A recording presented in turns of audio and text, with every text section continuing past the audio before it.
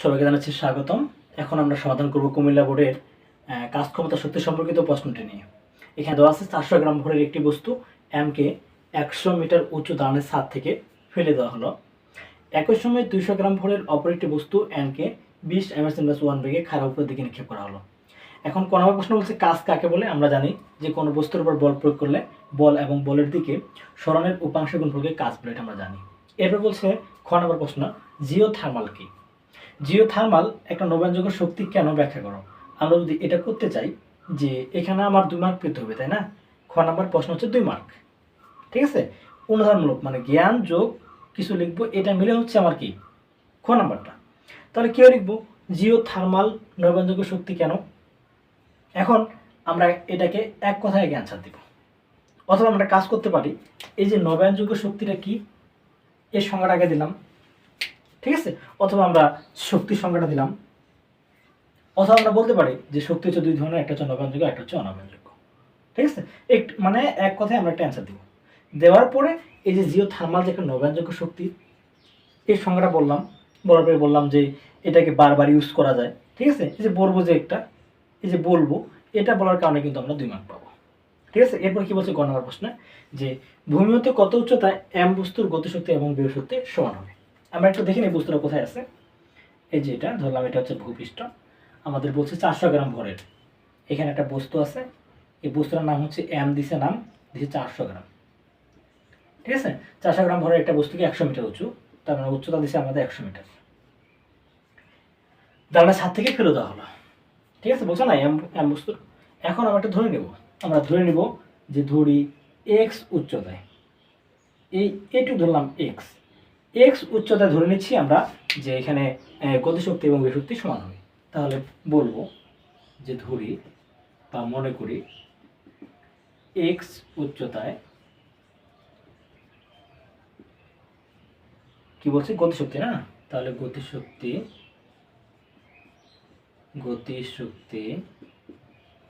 ও বিভব শক্তি সমান হবে, ঠিক আছে? এটা বললাম। তাহলে এক্স উচ্চতা ধরে নিচ্ছি বস্তুটা এখানে আছে, তাই না? তাহলে আমরা যদি বিভব শক্তির ক্ষেত্রে বলি, আমরা কি বলছিলাম যে বিভব শক্তির ক্ষেত্রে আমরা জানি বস্তুটা যেখানে আছে সেখান থেকে ভূপৃষ্ঠ পর্যন্ত যতটুকু উচ্চতা সেটা হচ্ছে কি আমার বিভব শক্তির উচ্চতা। কারণ আমরা বিভব শক্তির যে সূত্রটা জানি mg h জানি, এই h থেকে আমরা কি বসাবো? বস্তুটা যেখানে আছে সেখান থেকে ভূপৃষ্ঠ পর্যন্ত আমাদের যতটুকু উচ্চতা সেটা হচ্ছে আমাদেরকে এখানকার h। তাহলে আমরা লিখতে পারি যে x উচ্চতায় বিভব শক্তি, x উচ্চতায়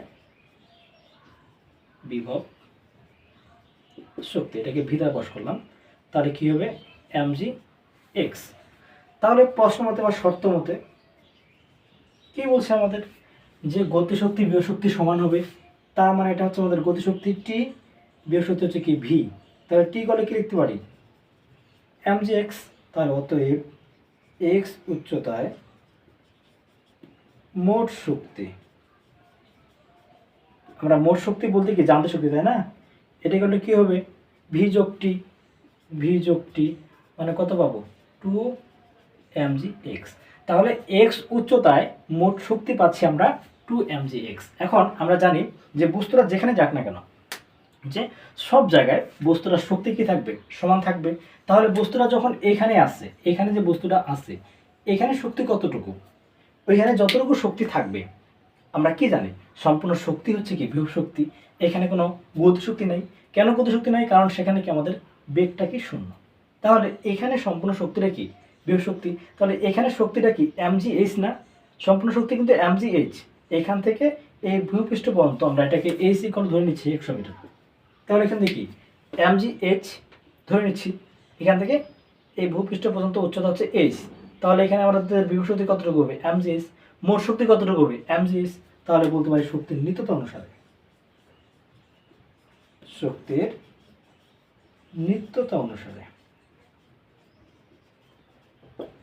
এই শক্তিটা 2 mg x ইকুয়াল লিখতে পারি কি mg h। তাহলে এখানে mg এই mg কাটা, তাহলে x ইকুয়াল কি হবে h ভাগ 2। তাহলে h বলতে আমরা কত ধরছিলাম 100 মিটার না? তাহলে 100 ভাগ হচ্ছে 2 মানে হচ্ছে কত 50 মিটার। তাহলে 50 মিটার উচ্চতায় গতিশক্তি বিভব শক্তি সমান হবে। আশা করি আমরা খুব ভালোভাবে এটা বুঝতে পারছি। এবার আসি ঘ নম্বরের ক্ষেত্রে। ঘ নম্বর কি বলছে, এন বস্তুর ক্ষেত্রে নিক্ষেপের মুহূর্তে ও নিক্ষেপের 2 সেকেন্ড পর শক্তির পরিমাণ অপরিবর্তিত থাকে ব্যাখ্যা করো। তার মানে বস্তুটা আমাদের এখানে আছে, তাই না? এই বস্তুটাকে উপর দিকে নিক্ষেপ করতেছি, বলছে না যে একই সময় 200 গ্রাম ভর, তার মানে বস্তুটার ভর হচ্ছে আমাদের 200 গ্রাম। 200 গ্রাম ভরের অপর একটি বস্তু এন কে 20 ms/1, তাহলে বেগটা হচ্ছে কি 20 ms/1, এটা কিন্তু ইউ। হ্যাঁ, উপরের দিকে নিক্ষেপ করা হলো, বলছে নিক্ষেপের মুহূর্তে। তাহলে এখানে এই নিক্ষেপের মুহূর্তে এখানে সম্পূর্ণ শক্তি কি থাকবে? সম্পূর্ণ শক্তি কিন্তু আমাদের গতিশক্তি থাকবে।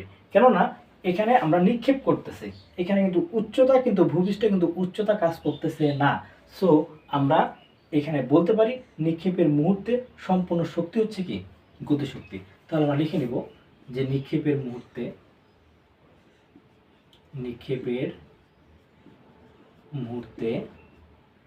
বিভব শক্তি v = কি 0, নিক্ষেপের মুহূর্তে গতিশক্তি t = কি হবে 12 mu²। তাহলে 12 m বলতে 200 গ্রাম, মানে কি আমাদের 200 গ্রামকে কি করতে হবে? কেজিতে করতে হবে। সুতরাং কি পাবো? 1000 দ্বারা ভাগ করলে 0.2 পাবো। ইউ বলতে হচ্ছে 20, 20 এর উপরে স্কয়ার, 0.2 ইন্টু 20 স্কয়ার ভাগ হচ্ছে 2, মানে 40 পাচ্ছি আমরা, মানে 40 জুল। এটা হচ্ছে কি আমাদের নিক্ষেপের মুহূর্তে গতিশক্তি। তাহলে বলতে পারি অতএব নিক্ষেপের মুহূর্তে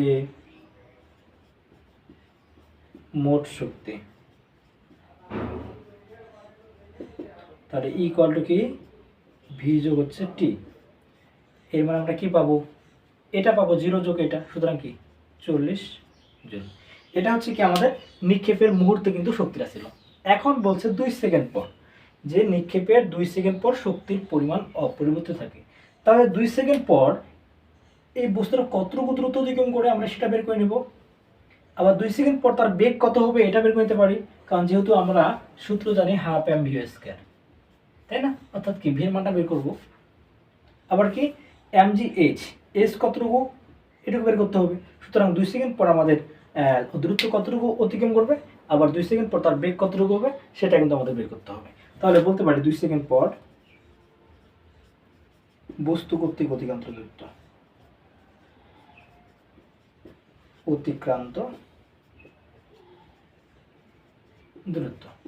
তাহলে বস্তুটা কি আমাদের উপর থেকে নিচে পড়তেছে নাকি নিচ থেকে উপরে? আমরা নিচ থেকে কিন্তু উপরের দিকে নিক্ষেপ করতেছি। সো এখানে আমাদের সূত্রটা কি? নিক্ষেপণ, তাই না? অর্থাৎ নিক্ষেপের ক্ষেত্রে আমাদের ছিল কি পরন্ত বস্তুর সূত্র ছিল, আবার কি নিক্ষিপ্ত বস্তু ছিল, তাই না? তাহলে নিক্ষিপ্ত বস্তুর ক্ষেত্রে আমরা কি জানি মাইনাস হবে। সো আমরা এখানে লিখতে পারি H = UT - কি 12 GT²। মাইনাসটা কেন হলো বুঝতে পারছি তো? কারণ বস্তুটা হচ্ছে নিক্ষেপ করা হচ্ছে। তাহলে UT এখানে ইউ বলতে হচ্ছে 20, টি বলতে আমরা জানি 2 সেকেন্ড এখানে, কারণ আমাদের বলছে 2 সেকেন্ড, -12, জি বলতে 9.8, এখানে 2 এর উপরে square,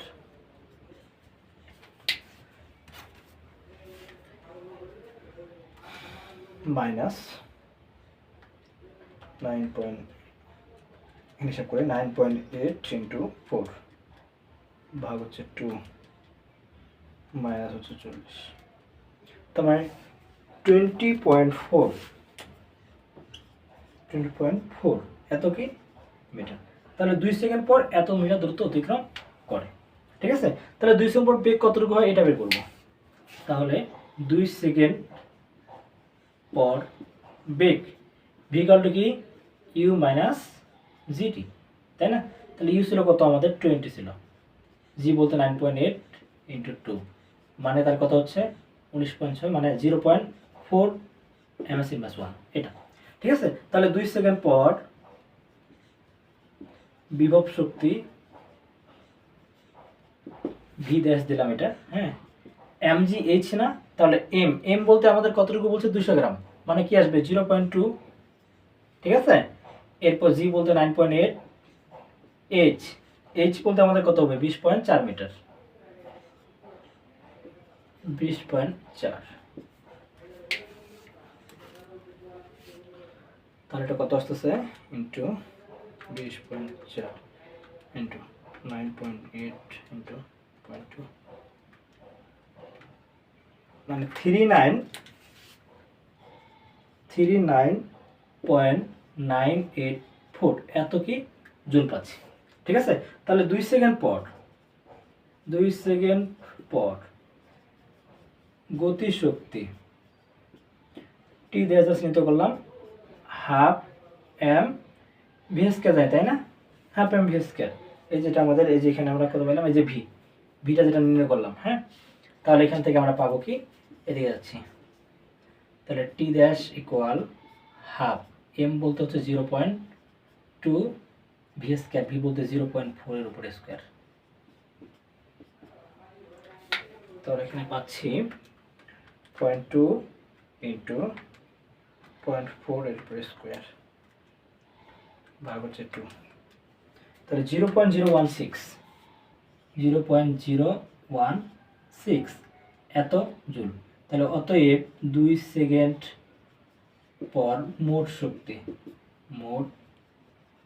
Shakti E dash equal to V dash যোগ হচ্ছে টি ড্যাশ। তাহলে E dash equal to, V dash ছিল আমাদের 39.984 যোগ হচ্ছে আমাদের কত 0.016, তাহলে যোগ 39.984, তাহলে আমাদের 40 এটা। তাহলে আমরা যদি লক্ষ্য করি এখানে কি এত জুল, আমাদের এখানেও কিন্তু প্রথম অবস্থায় নিক্ষেপের মুহূর্তে আমাদের শক্তি ছিল এই 40 জুল, এবং দেখা যাচ্ছে নিক্ষেপের পর 2 সেকেন্ড পরেও আমাদের শক্তি কি এতটুকু। সো কি শক্তি অপরিমেয় থাকে। এই ছিল মূলত আমাদের এই কাজ ক্ষমতা শক্তি সম্পর্কিত প্রশ্নের অ্যান্সার। আশা করি আমরা সকলেই বুঝতে পারছি। ধন্যবাদ সকলকে।